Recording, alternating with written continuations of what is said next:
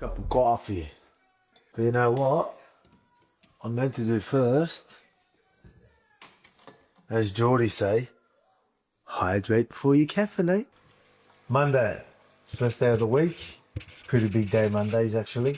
Then what always happens after drinking a lot of water, coffee and a shake. Couple of different drinks for the training, and then I'm gonna have a little snack in between. Let's do baby triangles. My name is Geordie Sullivan. I'm a performance dietitian and I've worked with Alex since about 2019. When Alex is dieting, there's two main goals. So when you go into a fight camp, you have to make weight first and foremost, but then you also have to be able to do all of the training that Joe wants him to do. So my job is finding that little balancing act, because to make weight, you've got to be in a calorie deficit, but to train, you've got to be consuming adequate calories. So my job is finding this little balancing act where how do we hit our weekly weight targets, but then he's also got enough energy in the tank that he can properly train and then properly recover. When a fight camp starts, what we'll do is we'll do a body composition assessment, and what we're looking at is what is his lean mass, which is everything in his body but his fat mass, and then also how much fat does he have around his body.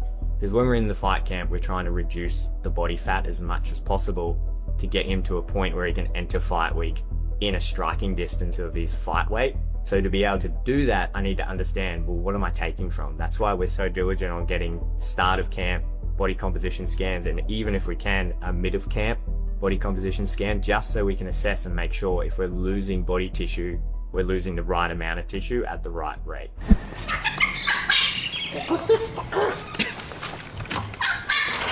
Hey, how are you? All right?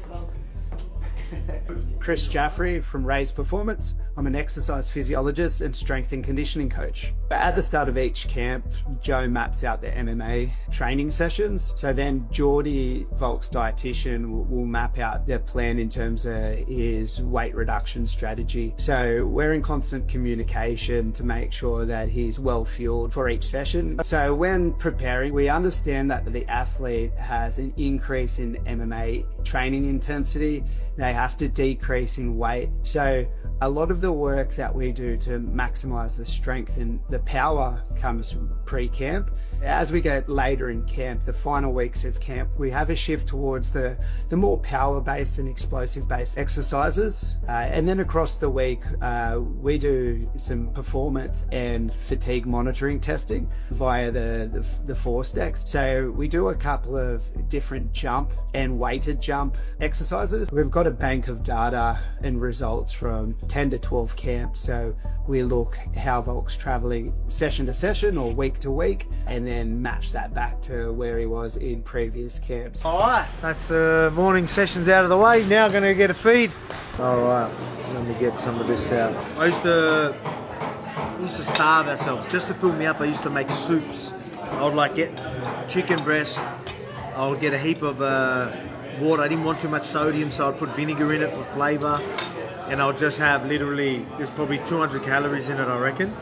And I'll just I'll make a soup of just water, so it felt like it was filling me up. Balancing the meals for Volk during fight camp as calories become more and more restricted can be a little challenging, but over the years we've come up with some pretty creative techniques in the kitchen to still deliver a healthy, macronutrient dense meal to Volk that still tastes really good. Something that'll taste just as good as if he cooked it on the grill himself, full of flavor.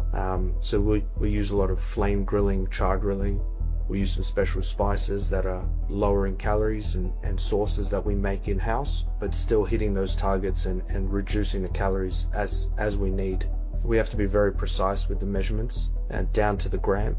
So there's no yesing, no ifs or buts when it comes to measuring carbohydrates, fats, proteins, etc. Everything is weighed and packed according to the information that we get sent. So it's to the letter, to the T. Athlete's nutrition, meal 1. Got some chicken thigh here, some noodles. Just before the last session of the day, sparring, about to do sparring. It's actually a good meal, love this one. The energy's always very good. You're eating right. If you're eating right, it's always going to be good. Hydrated good today. Make sure of it. I stuck to everything perfectly.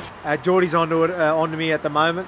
And not just that, I had the camera on me most of the time, so I'm like, oh, I'm going to hit all the markers today. If I fine tune, the training is going to get better, the weight will come off, I'll get leaner, I'll recover better, I'll sleep better, everything, right? Everything's going to dial in exactly how we want. So, Big Bane's physio with Volk. I've been working with Alex now since 2017, 18. So a lot of years, a lot of camps. When we first started with Alex, it was a 6 or 8 week camp, and that was mostly he was younger and he was probably more active, but he was coming off a lot of injuries, and so he couldn't risk a long camp. And certainly for the last 2 or 3 years, camps feel like they're, you know, well, Miami was 16 plus weeks. This one's felt 12 to 16.